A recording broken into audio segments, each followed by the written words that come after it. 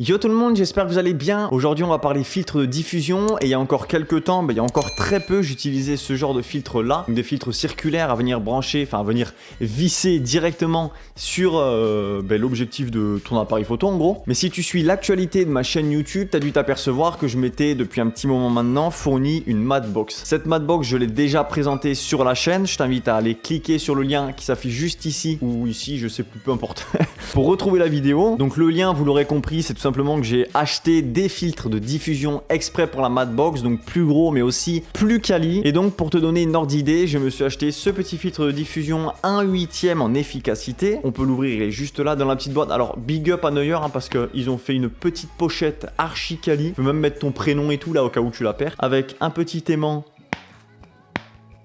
aimanté tout simplement, voilà, ça c'est cool. Et enfin la poche tout en velours pour pas que le filtre se raye, et le filtre ressemble tout simplement à ça. Alors il est très épais et très lourd, mais c'est une petite dinguerie. Donc avant de continuer plus loin, ce filtre est exactement dans le même esprit que des filtres circulaires, c'est-à-dire qu'il y a plusieurs efficacités, on a 1/8, un quart, un demi, etc. Moi personnellement j'ai pris le 1/8 parce que j'avais déjà eu l'occasion d'avoir un quart, celui-là, hein. Bon c'est un taille d'optique donc c'est pas la même qualité, mais je trouvais que l'effet était vraiment un peu trop présent, donc j'ai préféré prendre un 1/8 et je me suis pas loupé parce que l'effet est vraiment léger, mais il est juste parfait et on va le voir dans cette vidéo. Donc qui dit terme de taille beaucoup plus grand dit forcément terme de prix beaucoup plus grand. Ça on n'est pas loin quand même des 150 €, donc ça représente un coût, mais honnêtement pour la qualité et l'efficacité qu'il amène, c'est juste extraordinaire. Donc petite précision, un filtre de diffusion c'est tout simplement un filtre comme son nom l'indique, hein, qui permet de diffuser la lumière de façon homogène. L'idée finalement c'est de venir un petit peu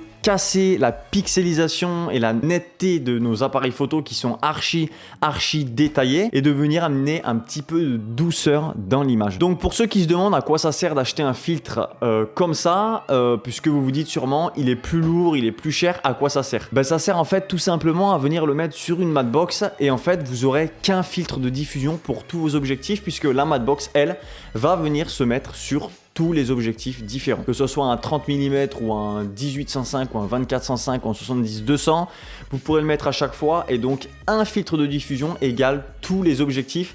Et c'est plutôt ça qui est cool parce que ça t'évite de te trimballer avec tous les objectifs, tous les filtres de diffusion à taille différente pour tes objectifs, et c'est archi pratique. Donc voilà pourquoi pour moi c'est plus qu'avantageux, malgré qu'on le paye donc plus cher et qu'il soit plus lourd. Donc ça fait maintenant 2 semaines que je l'utilise sur tous mes projets dont j'en ai l'utilité en tout cas, et clairement il fait une différence qui est juste comme il faut. C'est-à-dire qu'en fait il a un effet qui est prononcé mais pas trop, et du coup ça vient adoucir et ça vient diffuser la lumière mais pas trop. Donc c'est-à-dire ça fait pas un truc dégueulasse complètement irréaliste quoi. On reste vraiment dans le réel avec ça. La qualité Neuer, hein, franchement quand on tape dans du Neuer haut de gamme, j'ai envie de dire, c'est vraiment quali, vraiment. Et pour essayer de te convaincre d'en acheter un, si t'as déjà une Madbox, je vais tout simplement te mettre... Oh. Est-ce qu'on voit la différence là? Donc pour te montrer un petit peu l'efficacité et la qualité que ça peut amener à tes vidéos, en tout cas la différence que ça peut amener à tes vidéos, je vais te montrer quelques images que j'ai réalisées dernièrement avec ce filtre ND, et à chaque fois je vais te comparer avec et sans pour que tu puisses te rendre compte de l'effet qu'il produit tout simplement.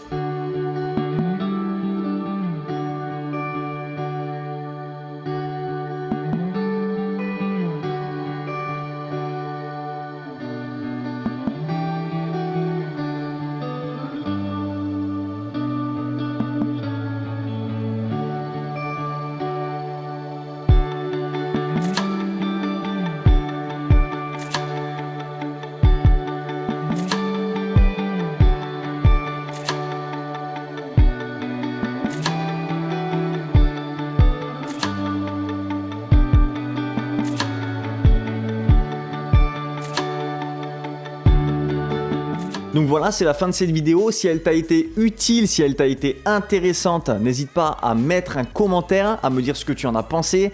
Puis n'hésite surtout pas à t'abonner.